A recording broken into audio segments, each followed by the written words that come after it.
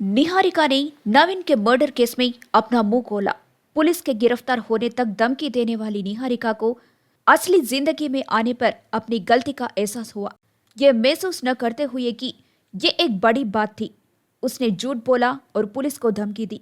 लेकिन जब उन्होंने पुलिस, उच्च अधिकारियों और मीडिया को देखा तो उन्हें ये मंजर समझ नहीं आया। पुलिस पूछताछ में नवीन की हत्या से पहले और बाद में उसने फिल्म की स्क्रिप्ट रेंज में अपना रोल बताया। नवीन से जब मैं इंटरमीडिएट में था तब हमें प्यार हो गया था।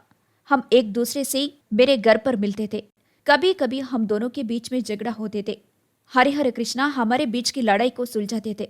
लेकिन जब मैं इंजीनियरिंग में आया तो नवीन ने खुद को मुझसे दूर कर लिया। कुछ साल बाद मैंने उनसे कहा कि मैं हरिहर कृष्णा से प्यार करता हूँ। मैंने उनका प्यार स्वीकार कर लिया। हम उस दिन से प्यार में हैं। लेकिन जब हरिहर कृष्णा मेरे पास थे, मुझे नवीन से मैसेजेस और कॉल्स आते थे।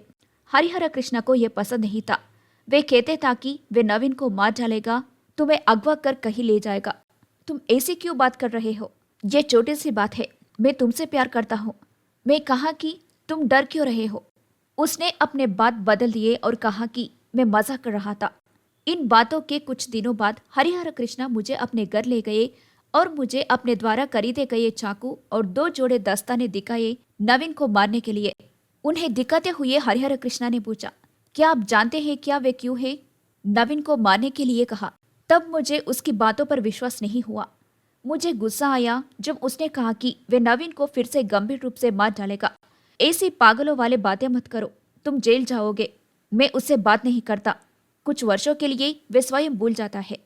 मुझे तुमसे प्यार है, मैंने तुमसे कहा था कि बेवजह चिंता मत करो। 15 जनवरी को हरी ने मुझे फोन किया और बताया कि अगले दिन सभी इंटर दोस्तों की गेट टुगेदर पार्टी है।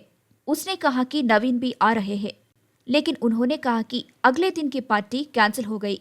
17 फरवरी को नवीन ने मुझे मैसेज किया कि वे सुबह 9:40 पर सिटी आ रहा है। कुछ देर बाद हरी ने भी फोन किया और कहा कि नवीन आ रहा है। जब नवीन मुझे फोन किया तो मैंने उनसे कहा कि मैं दूसरे लोगों के साथ रिलेशनशिप में हूँ। हरी ने मुझसे कहा कि नवीन को मत बुलाना।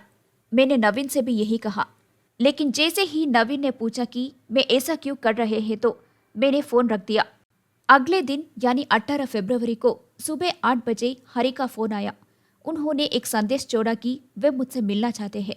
महाशिवरात्रि के दिन सुबह 9:30 बजे वनस्थलीपुरम में नागार्जुन स्कूल के बगल वाली गली में हरी से मेरी मुलाकात हुई थी। मैं उसके कपड़े देखकर दंग रह गया। तुमने इतने पुराने कपड़े क्यों पहने हैं? मैंने पूछा, ये किसके कपड़े हैं? मैंने रात में नवीन को मार डाला। मेरे कपड़ों पर खून लगा है तो मैं हसन के कपड़े पहन रहा हूँ। मैंने हसन को नवीन को मारने के बारे में भी बताया। उन्होंने कहा कि उन्होंने और हसन ने अंगों से भरा तेला अपने घर से दूर पेड़ों में फेंक दिया। तब मैं डर गया था। जब उसने वरंगल जाने के लिए पैसे मांगे तो मैंने हरी को 1500 दिए। मैंने नवीन के दोस्तों को ये नहीं बताया कि पुलिस यही चाहती है।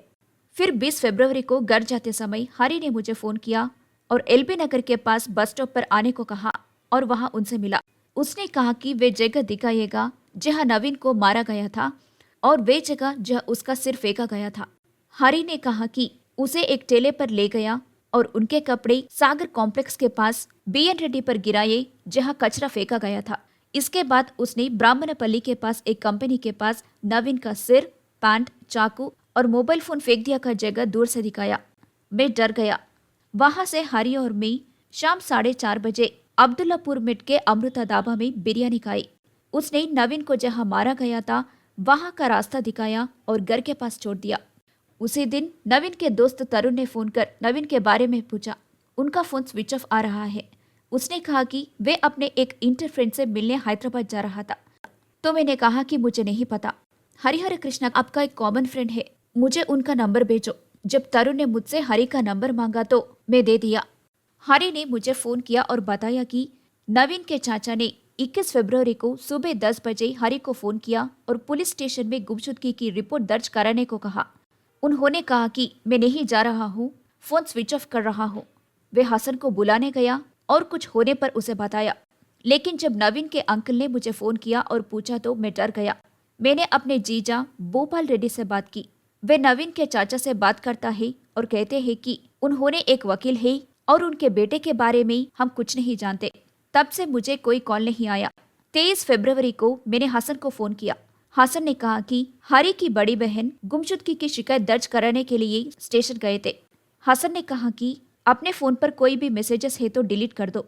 इसीलिए मैंने इंस्टाग्राम और व्हाट्सएप पर संदेशों को हटा दिया था। दोपहर में हरी ने फोन किया और वनस्थलीपुरम बस स्टॉप के पास प्रतीक्षा करने के लिए कहा। मैं उधर गया था और फिर से हरी से मिला। हसन ने कहा कि अगर पुलिस को नवीन का सिर, अंग और कपड़े मिल गए तो दिक्कत होगी। वे कहते हैं कि इसे कहीं और गिरा दो। इसके बाद हरी ने नवीन के अंगों से बड़ा तेला लिया और एक टेले पर जाकर उस स्थान पर गिरा दिया जहां नवीन की हत्या हुई थी। उसने मुझे बताया कि मेरी बाइक से कुछ अलग स्मेल आ रही थी और उसने साईं बाबा मंदिर के पास बाइक सर्विसिंग सेंटर पर इसकी सर्विस कराई थी। वहां से मैं हरी को अपने घर ले गया। हरी ने हमारे घर में नहाया।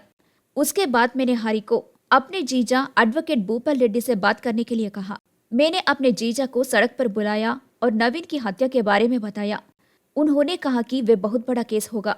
उन्होंने हरी से ये भी कहा कि तुरंत थाने में सरेंडर करे।